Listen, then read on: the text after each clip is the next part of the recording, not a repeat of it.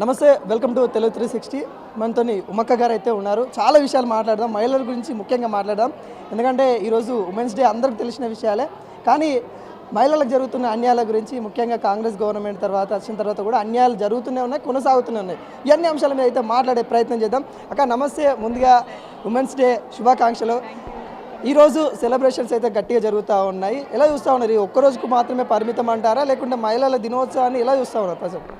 లేదు, అంతర్జాతీయ మహిళా దినోత్సవం అంటేనే మహిళలు చేసిన పోరాటాలు గుర్తుకొస్తాయి, వాళ్ళ త్యాగాలు గుర్తొస్తాయి, వాళ్ళ కష్టాలు గుర్తొస్తాయి.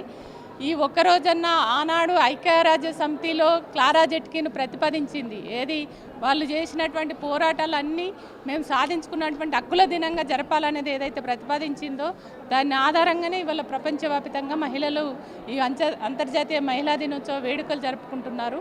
అట్లనే తెలంగాణ భవన్లో కూడా ప్రతి సంవత్సరం కూడా మేము టీఆర్ఎస్ మహిళా విభాగం ఆధ్వర్యంలో పెద్ద ఎత్తున ఈ మహిళా ఉత్సవాలు జరుపుకునే సాంప్రదాయం అనేది ఉన్నది. అందులో భాగంగానే ఈరోజు మేము పెద్ద ఎత్తున ఇక్కడ ఈ కార్యక్రమం జరుపుకోవడం జరిగింది. ఈ అంతర్జాతీయ మహిళా దినోత్సవం సందర్భంగా తెలంగాణ మహిళలకి, అదేవిధంగా తెలుగు 360 టీవీ ఛానల్కి, వారి సిబ్బందికి కూడా నేను అంతర్జాతీయ మహిళా దినోత్సవ శుభాకాంక్షలు తెలియజేస్తున్నాను. ఇవాళ మహిళలందరం కూడా, ఎందుకంటే మహిళలు వాస్తవంగా ఆకాశంలో సగం ఉన్నారు, సమాజంలో సగం ఉన్నారు. కానీ ఎక్కడ చూసినా మళ్ళీ వాళ్ళను వేరు చేసి అవకాశాలు అనేది చాలా తక్కువ వస్తున్నటువంటి పరిస్థితి. కాబట్టే ఆనాడు ఒకప్పుడు మహిళలు కట్టుబాట్ల మధ్య, సాంప్రదాయాల మధ్య బయటకు రాలేని పరిస్థితి, రానియని పరిస్థితి. మనుధర్మ శాస్త్రం ఆ రోజు మహిళలకు కట్టుబాట్లు పెట్టి బయటకు రానియలేనటువంటి పరిస్థితి. కానీ ఇప్పుడు మహిళలు కొంత చదువుకుంటున్నారు, రాజకీయ రంగంలో కానీ, ఉద్యోగ రంగంలో కానీ, రాజకీయ రంగంలో కానీ కొంత వచ్చినా ఇంకా ఏ స్థాయిలో అయితే వాళ్ళకి అవకాశాలు రావాలో అవకాశాలు వస్తలేవు. మహిళల్ని చిన్న చూపు చూస్తున్నటువంటి పరిస్థితి ఉంది. ఈ సమాజంలో పురుషాధిక్యత సమాజం కాబట్టి ఇవాళ ఏ పార్టీలలో కూడా మహిళలకు అవకాశాలు అనేది తక్కువ ఉన్నాయి. కాబట్టి నేను మా మహిళలందరికీ కూడా విజ్ఞప్తి చేస్తున్నా, మనము బాగా చదువుకోవాలి. మనం రాజకీయంగా అన్ని రకాల సామాజికంగా ఎదగవలసినటువంటి అవసరం ఉంది.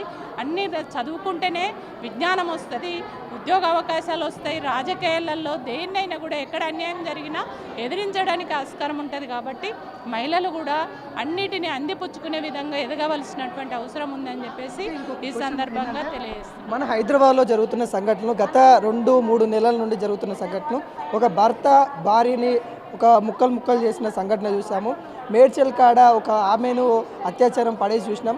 స్కూల్లో అమ్మాయిని వాళ్ళ గురువే అత్యాచారం చేసిన ఘటనలు చూసాము.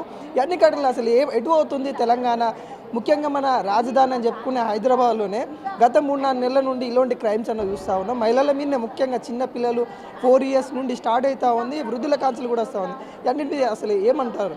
నిజంగా అంటే తెలంగాణ వచ్చిన తర్వాత కేసీఆర్ గారు సి టీమ్స్ పెట్టి ఎక్కడ మహిళలకు ఎక్కడైనా చిన్న ఇన్సిడెంట్ అయినా ఇమ్మీడియట్లీ కాల్ చేస్తే రెస్పాండ్ అయ్యి రక్షణ కల్పించేది. కానీ ఎప్పుడైతే కాంగ్రెస్ గవర్నమెంట్ వచ్చిందో, రేవంత్ రెడ్డి ప్రభుత్వం వచ్చిన తర్వాత ఈ సంఘటనలు బాగా జరుగుతున్నాయి. అంటే ఎక్కడ మీరు అన్నట్టుగా చిన్నపిల్ల అనేది అంటే వయసుతో నిమిత్తం లేకుండా అత్యాచారాలు, వేధింపులు జరుగుతున్నాయి. అంటే తండ్రే బిడ్డని ఘోరంగా హింసించి ఆమెను అనుభవిస్తున్నటువంటి పరిస్థితి ఉంది. అంటే దారుణమైనటువంటి దుస్థితికి కారణం ఖచ్చితంగా ఇవాళ ఈ అశ్లీలత అనేది నేను భావిస్తున్నాను.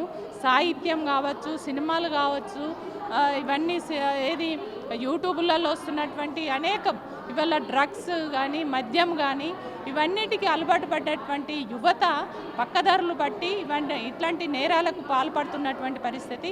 ఈ నేరాలను అరికట్టడంలో ఈ రాష్ట్ర ప్రభుత్వం విఫలమైంది. మహిళల్ని రక్షించలేని పరిస్థితిలో ఈ ప్రభుత్వం ఉంది. కాబట్టి ఖచ్చితంగా ఈ రాష్ట్ర ముఖ్యమంత్రి మహిళల్ని లక్షాధికారులను చేస్తామని, మహిళలకు మేము రక్షణ కల్పిస్తామని, మహిళలు వాళ్ళ కాళ్ళ మీద వాళ్ళని నిలబడేటట్టు అంటున్నటువంటి ఈ రాష్ట్ర ముఖ్యమంత్రి ముందు మహిళలకు రక్షణ కల్పి మహిళలు పట్టపగలు బయట ఒంటరిగా పోలేనటువంటి పరిస్థితి ఉంది. కానీ అట్లా స్వేచ్ఛగా స్వతంత్రంగా మహిళలు బయటకు వెళ్ళే ఆ ఫ్రీడము ఆ అవకాశం కల్పించి మహిళలకు భద్రత కల్పించాలి. యువత పైన ఈ చెడు ప్రభావాలు ఏవైతే ఉన్నాయో దాన్ని అరికట్టడానికి ఈ ప్రభుత్వం చర్యలు తీసుకోవాలని నేను భావిస్తున్నాను.